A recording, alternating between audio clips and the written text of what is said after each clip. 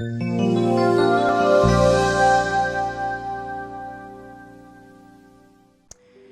y'all, good evening, good night, good morning. As again, I do not know what time it is when you're watching this. However, I just want to greet you. I am here with All Photos Considered, and I'm so excited about our journey this month. I'm here with All Photos Considered. You know that if you mention my name, Jewel Wilson Murphy, you will get 10% off your photo need. We also have a new sponsor, and that's Carla Exclusive Jewelry. I am wearing a piece of her jewelry today. So if you are interested in paparazzi, my sister-in-law, Carla Wilson, has your jewelry need. And we'll have more information about her coming up in the next couple of weeks. But please mention me to her, and she will meet your jewelry need. And so you all know last week we were here and we were asking the question, is Black history everybody's history? Well, I think you all got the answer, and most of you guys did comment below. I got text messages and phone calls about that journey, and I'm so excited that we are still here. We're in the month of February, and y'all know what they say. They say February is Black History Month. Well, I propose to you that every month is Black History. You know why? Because Black history is everybody's history. So today I just want to take a little bit of time to talk about Black history in Pinellas County. We're going to talk about Black history and the Deuces. We're going to talk about the Heritage Trail. Just give you a few snippets of some information that I come across to share with you so that you can do your due diligence to find out about Black history, everybody's history. And I gleaned some of this from different articles, but I want to give a special thank you to Deputy Mayor Kanika Tomlin, Miss Gwendolyn Reese, the Carter G. Woodson Center, Miss Terry Scott, because they all came together and had conversation about Black history, our history, everybody's history, and that everybody's history is every day of the year. So much of the information that I'm going to share in this segment, again, as I said, I gleaned from different places that I found because I think it's important for us to know. And if you get an opportunity to look up Black history stories, Miss Reese says that the initial goal of their coming together was to interview the elders and to record the history in our area. In our area, Black history is everybody's history. I cannot say that enough. Before you all finish listening to me for the month of February and months to come, you will understand how important this is. And I'm going to tell you it's important to me personally because my grand princess Imani has a paper to do, a Black history paper, if you will, to do, and she wants to do it on Michelle Obama. And I'm glad that she is interested in First Lady President Obama, Michelle Obama. I'm glad she's interested in that because she wants to talk about Miss Obama from the perspective of healthy eating for children and things like that. But I propose to her to find a Black history person that represents our community, such as Bet Wimbush, C. Bet Wimbush. Some of us know who that is, or Angela Bassett. And when I shared that with her, she kind of took aback. So she's thinking about it. I don't know if I've given her the idea that that's what she wants to do, but it's important for us to learn about our local history. And that is the reason that we're taking this journey through this month. So again, they wanted to come together just to talk to the elders so that they can learn more about our history. And the segment that I looked at from Saint Petersburg history, it was from the beginning. And that was the beginning when the first Black settler, Mr. John Donaldson, arrived here in 1868. And they're going to talk about his arrival from 1868 all the way to 1968, which was the end of the Civil Rights era. Well, let me just say this. John Donaldson, when he arrived, he was a slave. And as you all will know, that he was a slave eventually that did a lot in our community. Everyday greatness of the Blackness of Saint Petersburg is the greatness for our community, everybody's community. Everybody's history, Black history. The Deuces was the central avenue for Black people. Businesses on the Deuces was what was and is to come. At one time, there was over 111 businesses, black owned, 75% were black owned and thriving black owned businesses. There was also Jewish owned and operated businesses during that time. Let me pause for a second. You all know way back when we started back in July, and I don't remember which segment it was, but I told you guys about how my children and my grandchildren and I would go once a week to a black owned business. And we supported black owned businesses, and we continue to do that.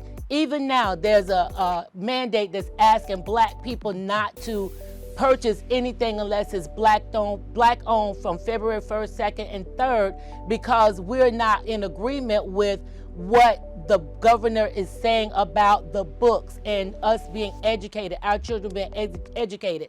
So there's a mandate asking us not to purchase unless we're purchasing from our own communities. That's what happened back then. 111 businesses, black owned and some Jewish owned, but 75% were owned by black people. Guess what? It wasn't only black people that were buying in those businesses. Other people joined in that. Black people, white people, Jewish people, everybody participated in making these businesses thrive.